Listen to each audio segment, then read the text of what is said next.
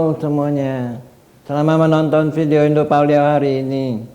Nonton video ini sampai habis ya. Saya Sunardi Mulia. Hari ini mari kita membahas tentang komunike bersama Menteri Keuangan G7 di Jepang. Para Menteri Keuangan G7 mengadakan pertemuan di Niigata, Jepang selama 3 hari dari tanggal 11 sampai 13 Mei 2023 dengan topik bahasan utama untuk memperkuat sistem keuangan global menyusul terjadinya kebuntuan utang Amerika Serikat dan dampak dari invasi Rusia ke Ukraina.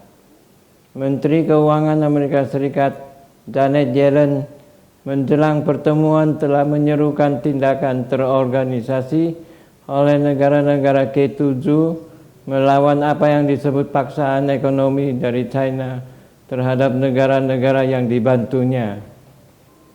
Amerika Serikat mendorong rencana untuk melawan China, tetapi para Menteri Keuangan G7 pada hari Sabtu tanggal 13 Mei 2023 menyelesaikan pertemuan tingkat menteri selama 3 hari di Jepang dengan komunike bersama tanpa menyudutkan posisi China.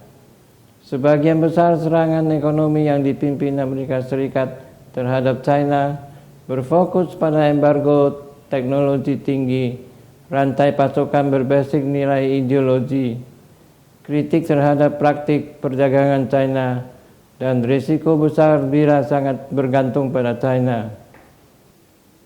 Beberapa negara G7 juga menentang rencana radikal Amerika Serikat membentuk aliansi anti-China.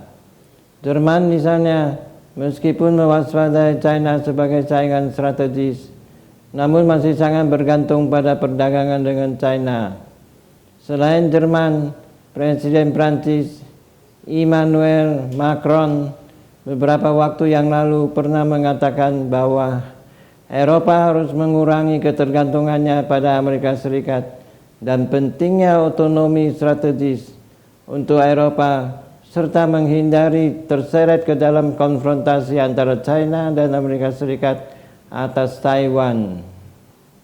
Amerika Serikat kini menghadapi kesulitan dalam mendorong gerakan anti-China karena menghadapi krisis utang dalam negeri dan masalah ekonomi yang serius. Terlepas dari politik dalam negeri yang kacau dan kredibilitas yang menurun, Amerika Serikat masih memiliki pengaruh yang cukup besar atas G7 dan sekutu barat lainnya. Amerika Serikat secara efektif membajak agenda G7 untuk fokus pada langkah geopolitiknya sendiri. Meskipun negara-negara G7 berbagi atas berbagai masalah dalam negerinya masing-masing. Usai pertemuan, para Menteri Keuangan G7 dan Gubernur Bank Sentral, Kepala Dewan Moneter Internasional, Kelompok Bank Dunia, Organisasi Kerjasama Ekonomi dan Pembangunan, dan Dewan Stabilitas Keuangan mengeluarkan komunike bersama antara lain. Pertama, para pembuat kebijakan global diharapkan dengan kebangkrutan beberapa bank di Amerika Serikat, upaya untuk mengurangi ketergantungan pasokan pada China, dan masih harus memikirkan potensi gagal bayar atau default yang dihadapi oleh Amerika Serikat. Kedua, komunike tidak mengeluarkan pernyataan tentang kebuntuan pagu utang Amerika Serikat, walaupun hal itu terus-menerus muncul dalam pertemuan. Ketiga, ekonomi global telah menunjukkan ketahanan terhadap berbagai guncangan, termasuk pandemi COVID-19, perang agresi Rusia melawan Ukraina, dan tekanan inflasi. Keempat, para Menteri Keuangan G7 sepakat untuk tetap waspada dan tanggap serta responsif dalam kebijakan ekonomi makro di tengah meningkatnya ketidakpastian tentang pasokan prospek ekonomi global. Kelima, China meskipun bukan anggota G7 menjadi fokus pembahasan dalam forum pertemuan. Jepang telah mempelopori upaya untuk mendiversifikasi rantai pasokan dan mengurangi ketergantungan besar G7 pada China. Menetapkan batas waktu akhir tahun 2023 untuk meluncurkan skema baru guna mendiversifikasi rantai pasokan global. Diversifikasi rantai pasokan dapat berkontribusi untuk menjaga keamanan energi dan membantu negara-negara G7 menjadi stabilitas ekonomi makro. Skema baru tersebut juga mempertimbangkan G7 menawarkan bantuan kepada negara-negara berpendapat rendah dan menengah, sehingga mereka dapat memainkan peran yang lebih besar dalam rantai pasokan produk energi, seperti dengan memurnikan mineral dan memproses bagian manufaktur.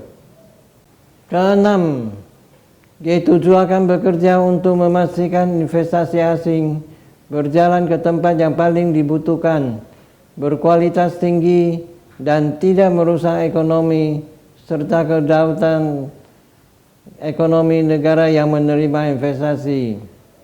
Para Menteri Keuangan G7 dalam pertemuannya di Niigata, Jepang, telah meletakkan dasar untuk pertemuan GTT G7 yang akan diadakan pada tanggal 19 sampai 21 Mei 2023 di Hiroshima, Jepang.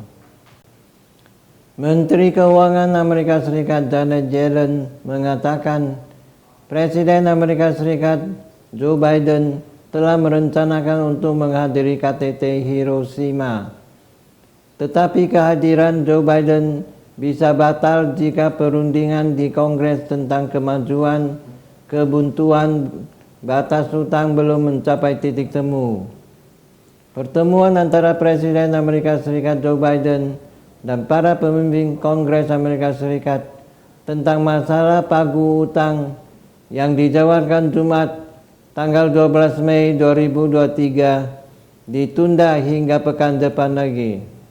Biden telah mengindikasikan bahwa dia mungkin tidak dapat mengikuti KTT G7 jika kesepakatan dengan Kongres tidak dapat dicapai tepat waktu.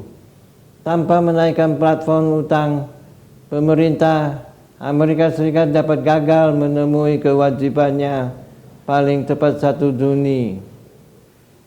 Menteri Keuangan Inggris Jeremy Hunt memberikan penilaian serius bahwa Amerika Serikat akan benar-benar hancur jika gagal mencapai kesepakatan untuk menaikkan batas pinjaman federal.